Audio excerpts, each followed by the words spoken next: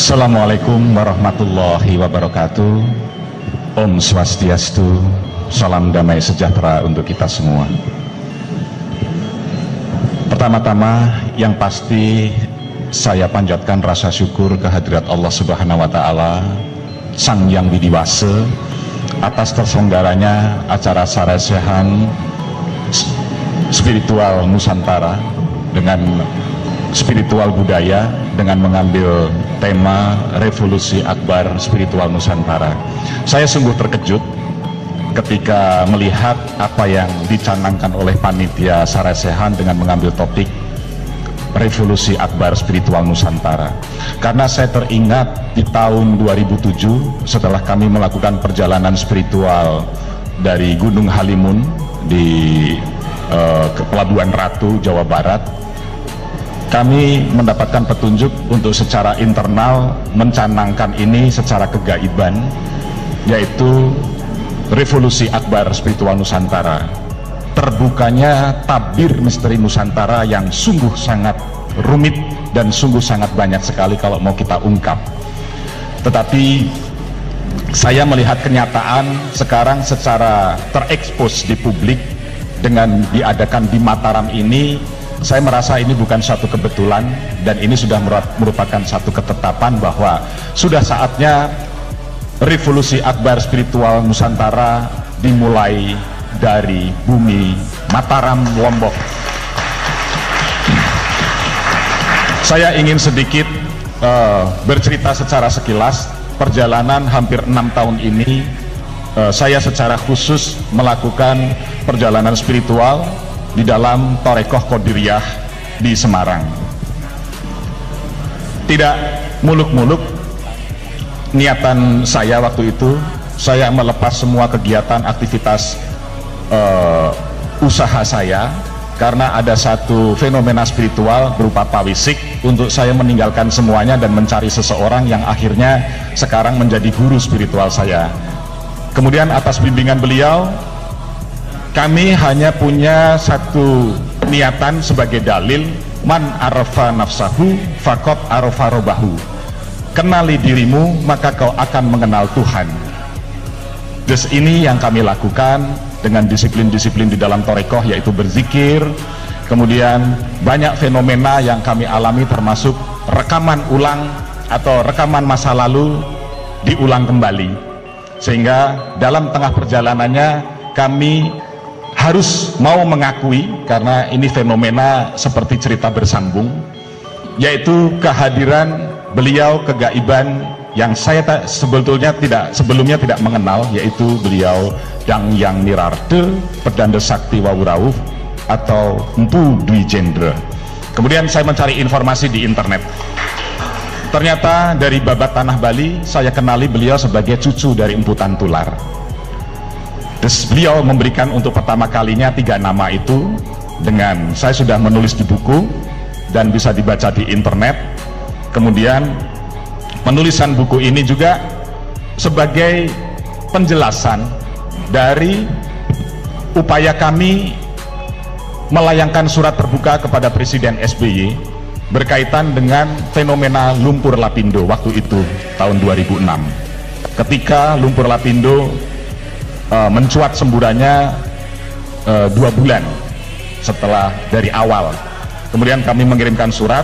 Intinya kami hanya ingin memberikan suatu wacana kepada pemerintah pusat untuk tanggap kepada kejadian alam. Sejak dari tsunami Aceh, bencana-bencana terus beruntun di Jogja, tenggelamnya Adem Air, tenggelamnya kapal Senopati Nusantara, terbakarnya Garuda di Jogja, dan lain-lain. Artinya ini merupakan satu pesan dari kegaiban, pesan dari Allah Subhanahu wa Ta'ala yang seharusnya mampu dibaca oleh pemimpin negeri ini. Karena pemimpin hakikatnya adalah hati dari tubuh manusia ini. Artinya dari rakyat sebagai kawula, sebagai raga, pemimpin adalah batin. Sehingga kalau batin itu buruk, maka manusia itu kehidupannya akan hancur. Kalau batin sebagai raja punya niatan buruk, pasti tangan akan bergerak dan kaki akan bergerak menuju kepada hal-hal yang buruk. Sehingga raja yang baik, pemimpin yang baik, ketika ibarat batin memiliki niat yang baik, maka semua raga panca indera akan bergerak ke arah yang baik, mengikuti yang batin. Disinilah sejatinya syahadat, asyhadu alla ilaha illallah wa asyhadu anna Muhammad Rasulullah. Maka Allah disebut yang pertama, artinya Allah sebagai lambang yang maha gaib adalah lambang batin kita yang ada di dalam diri. Karena sejauh ini kita tidak akan mampu melihat batin kita. Yang bisa kita lihat adalah raga kita. Di sinilah lambang Muhammad Rasulullah, karena Muhammad utusan Allah, seorang manusia nyata. Disinilah lahir kita. Maka bagaimana kita sebagai manusia menjadi manusia yang berbadan Muhammad, artinya terpuji, artinya berbudi, beradab. Ketuhanan yang Maha Esa, kemanusiaan yang adil dan beradab adalah asyhadu alla ilaha illallah wa asyhadu anna Muhammad Rasulullah. Adil dan beradab. Om nama siwaya, om nama budaya. Kemudian yang ketiga, disatukan, karena ini adalah dua dat yang berbeda yang merupakan satu kesatuan, loroning atunggal yang harus disatukan. Sehingga kalau tiga ini kuat, maka yang dua akan secara otomatis akan muncul. Disitulah Pancasila. Sehingga bolehlah kita bicara secara idealis tentang bagaimana lepas dari carut marut selama ini, tetapi ini semua kita secara kegaiban, Pancasila tidak akan tegak di negeri ini kalau syahadat dan siwa Buddha tidak ditegakkan. Karena ini wahyu. Maka kenapa lambangnya Garuda Pancasila? Karena Garuda adalah kendaraan Wisnu. Sakti Pancasila itu adalah Dewi Sri.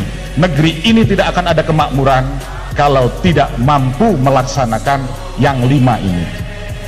Sehingga semua harus dimulai dari batin, jati diri, yang saya dengar dari Pak Amit Anggawa. Kita harus mengenali jati diri kita. Sejatinya negeri ini, bangsa ini sudah lupa kepada candi. Ini sandi, ini merupakan sandi spiritual. Bangsa ini sudah lupa kepada candi, yaitu wawacan diri. Candi adalah wawacan diri, bacaan diri. Bagaimana kita mampu mengenali diri. Kalau kita tidak mampu membaca diri sendiri, maka kita tidak akan tahu sandi. Sandi adalah sandaran diri, sehingga kita tidak akan bisa berserah diri kepada Tuhan. Kita tidak bisa berislam dengan baik. Yang namanya pasrah, yang namanya serah diri, mana mungkin kita bisa melalui jalan yang selamat. Nah, ini fenomena yang terus kami tempuh selama ini dengan melaksanakan petunjuk-petunjuk dari beliau dan Yang Nirarte. Sampai beberapa kali ritual kami laksanakan, kami sampaikan kepada para pedanda di Bali. Waktu itu kami juga tidak punya rekan-rekan di Bali, terus kami berjalan sendiri untuk menyampaikan. Ada ritual yang harus dilakukan di Tanah Lot misalnya, Guru Piduke, alhamdulillah terselenggara. Kemudian berikutnya setelah Tanah Lot diselenggarakan, kami mendapatkan petunjuk untuk mengadakan ritual uncal balung atau melasti di Caturmuka Denpasar dengan 3 pedanda. Alhamdulillah itu terselenggara. Kemudian setelah itu kami harus melakukan Homatraya di Pura Majapahit.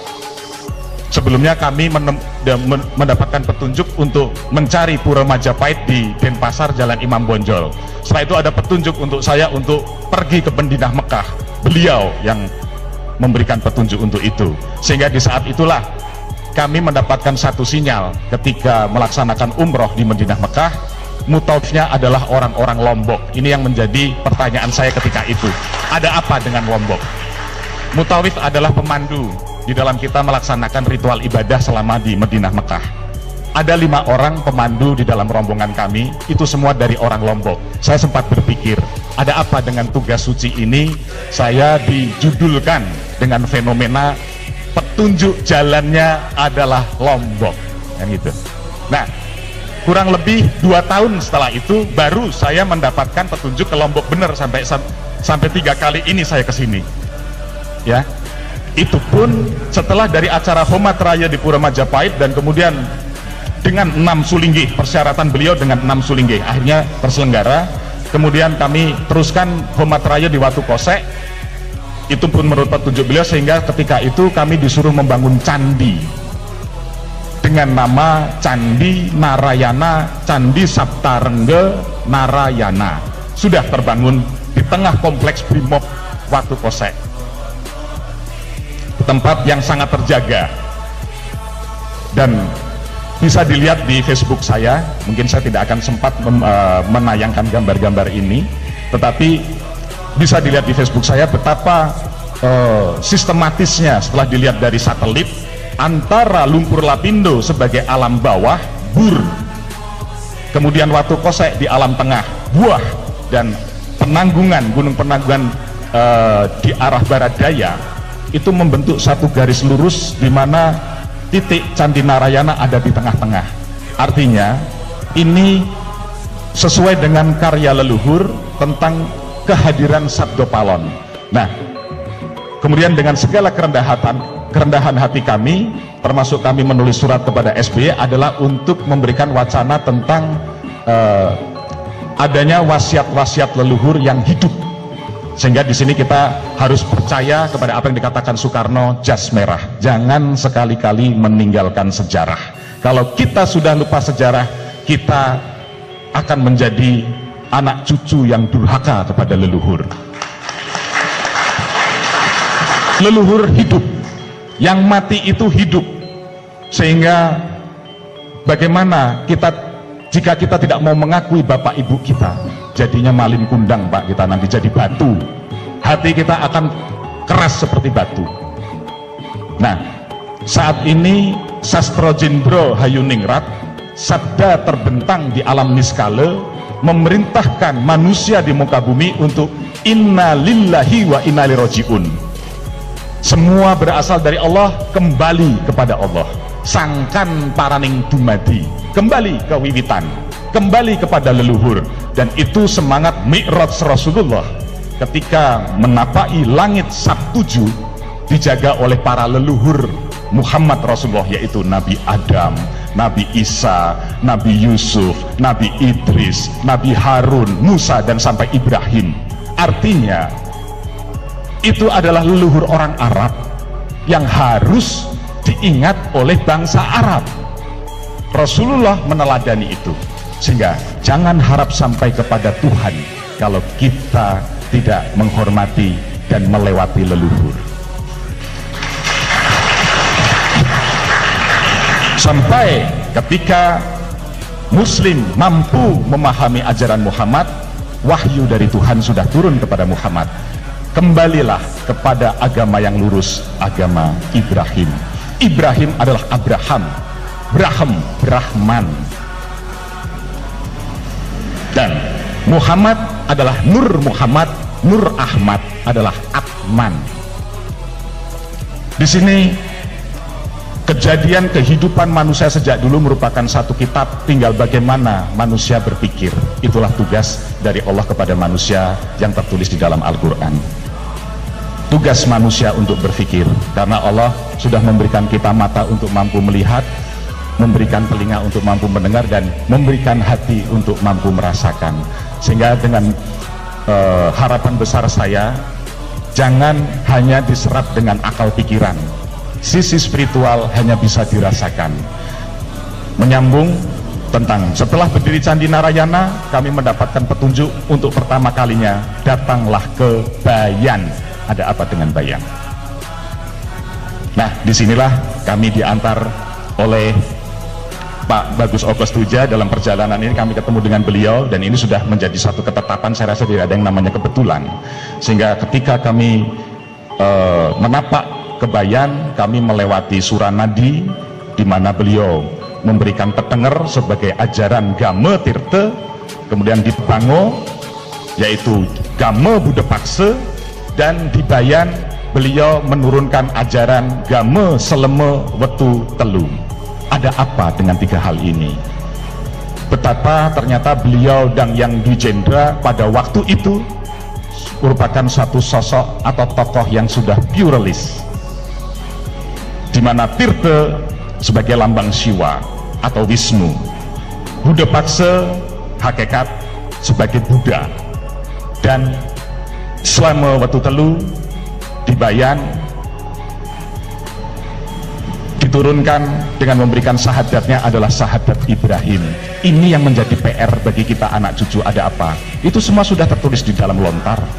Ada prasasti bahwa beliau dan Yang Nirarta sudah ditetapkan menjadi majelis ulama sedunia dari keputusan para tokoh yang datang dari Vatikan, tokoh yang datang dari Cina, tokoh yang datang dari Arab, tokoh yang datang dari Belanda. Dan Yang Dwi Jendra sudah ditetapkan menjadi majelis ulama sedunia. Ada apa Pak ini fenomena? Sementara para wali ketika itu di Jawa sedang mengadakan provokasi kepada Demak untuk menghancurkan Majapahit. Dan ini dimensi spiritual. Baru saja tadi saya kebayang dengan Pak Oge mendapatkan jawaban saya, karena saya sedang melacak. Karena Kanjeng Sunan Kalijogo diam-diam kebayan Pak, sampai memutari Pelabuhan Bayan itu 3 kali selama 3 tahun. Sekali setahun. Di situ muncul suluk Mani, kedua kalinya muncul suluk Maot, ketiga kalinya muncul suluk Budiman. Ternyata kesempurnaan ilmunya beliau setelah beliau mendatangi Bayan. Ada apa Pak dengan Bayan? Ternyata diam-diam Pak, ini saya buka karena kita sudah harus membuka tabir spiritual Nusantara atau misteri Nusantara. Guru Kanjeng Sunan Kalijogo adalah beliau dan Yang Nirarta. Maka kalau di sana ada 2 makam, Pangeran Sanutpati dan Sayyid, disitulah lambang pertemuan antara Dang Yang Dwi Jendra dengan Kanjeng Sunan Kalijogo, dan itu sangat dirahasiakan.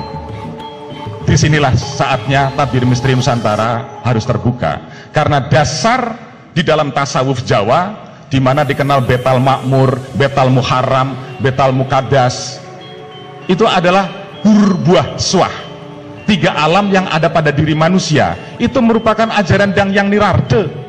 Tidak ada di negeri manapun ajaran seperti ini. Betal Makmur yang dikatakan cipta, alam cipta, di dalam kepala ada otak, di dalam otak ada manik, di dalam manik ada budi, di dalam budi ada nafsu, di dalam nafsu ada sukma, di dalam sukma ada rasa, di dalam rasa ada ingsun. Pencapaian rasa ingsun yang harus dicapai Pak.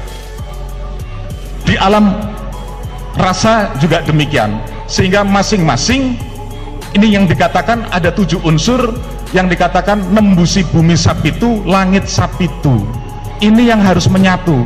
Kalau cipta rasa menyatu, maka karsa insya Allah akan baik, sehingga akan membuahkan karya yang baik.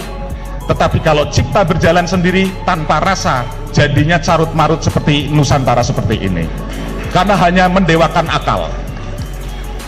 Saya juga anak sekolahan Pak, jadi selama berjalan ini ternyata tidak gampang saya membuang ilmu pengetahuan, karena semua harus kosong.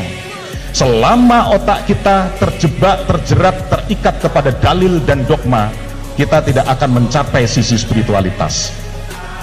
Omong kosong itu. Maka ilmu tanpa laku adalah kesia-siaan belaka. Tapi laku tanpa ilmu terjadi penyimpangan. Sehingga berjalan harus berguru. Karena kalau tidak berguru, namanya pemimpinnya atau walinya wali setan, dikatakan begitu, sehingga akan terjebak kepada penyimpangan. Jadi manusia hidup harus memiliki guru, dan itu adalah sabda yang sudah turun sejak pertama Bhagavad Gita. Rahasia yang paling utama adalah ketika seorang Brahmacari bertemu dengan guru rohani sejati, seperti perjalanan Bima bertemu dengan Dewa Ruci, seperti pertemuan Nabi Musa dengan Nabi Khidir. Hakikat Pak, syariat tanpa hakikat adalah kekosongan belaka. Sama, hakikat pun tanpa syariat itu bid'ah atau penyesatan. Sehingga dua ini harus berjalan. Disinilah konsep Siwa Buddha, dua dat yang berbeda tetapi harus menyatu. Nah, intinya Pak, selama saya di Lombok ini, saya menemukan satu hakikat, tiga alam yang tadi saya sebut. Ternyata inilah implementasi dari jagat cilik, jagat gede. Sehingga Nusantara sebagai tubuh manusia tiga alamnya ada di Jawa, Bali, Lombok. Inilah roh Nusantara. Jawa, Bali, Lombok adalah Jabal. Jabal itu adalah gunung yang kokoh, Jabal Nur. Segitiga, segitiga adalah gunung, segitiga adalah candi, sehingga segitiga ini, gunung itu adalah lambang jati diri manusia. Sehingga ketika itu Nabi Musa pun ingin bertemu dengan Allah, pandanglah bukit itu. Ini yang menjadi kawruh di dalam meditasi. Ketika kita konsentrasi, kita harus melihat ujung hidung kita, itu segitiga, Pak. Artinya kita memandang diri sendiri. Sehingga Lombok, kalau di dalam kawruh Jawa, di dalam ritual Jawa, dipasang paling atas pada tumpeng, sehingga Lombok sebagai alam cipta. Sehingga saya bilang secara spiritual kami mendirikan Narayana, kemudian ada satu tetenger yang harus kami dirikan. Ini merupakan satu bukti yang tadi bapak-bapak sudah katakan, apa yang bisa kita perbuat, apa yang bisa kita buat. Jangan tanya apa yang bisa kau dapatkan dari negeri ini, dari Ibu Pertiwi, tapi tanyalah apa yang bisa kita berikan kepada Ibu Pertiwi. Disitulah konsep Dharma, Pak. Disitulah konsep bakti. Setelah manusia memahami ilmu yang tinggi sekalipun, ujung-ujungnya adalah bakti. Bakti adalah menggerakkan roda Dharma untuk menjalani karma, menggapai moksa. Tanpa roda Dharma ini bergerak, kita hanya menciptakan samsara, penderitaan yang berkepanjangan.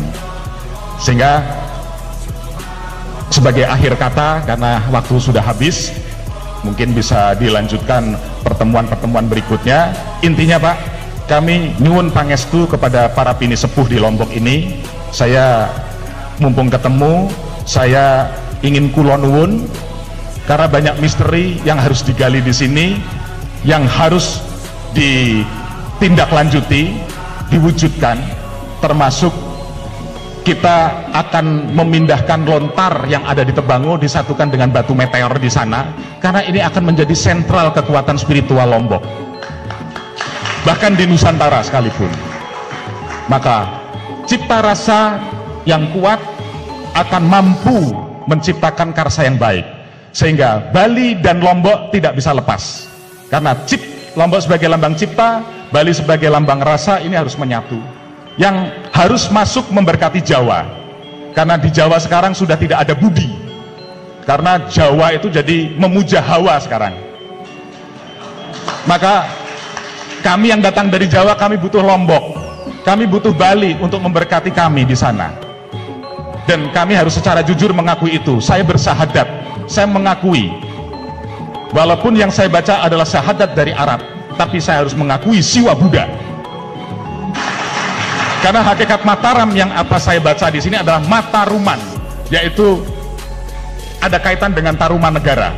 Inilah yang digadang-gadang. Karena suku Sasak di sini adalah Sasaka sebagai tonggak yang akan harus bertemu dengan Barat. Maka Bang Wetan harus bangkit bertemu dengan Bang Kulon, yaitu Sunda Wiwitan, Sasaka Purwawisesa. Timur Barat harus menyatu. Sehingga setelah kita bakti di sini, kita akan masuk bersama-sama dengan siapapun yang terhidayah di sini untuk bersama-sama bergabung dengan Sunda Wiwitan di Barat. Wabillahi taufiq wal hidayah. Wassalamualaikum warahmatullahi wabarakatuh. Om Santi Santi Santi Om.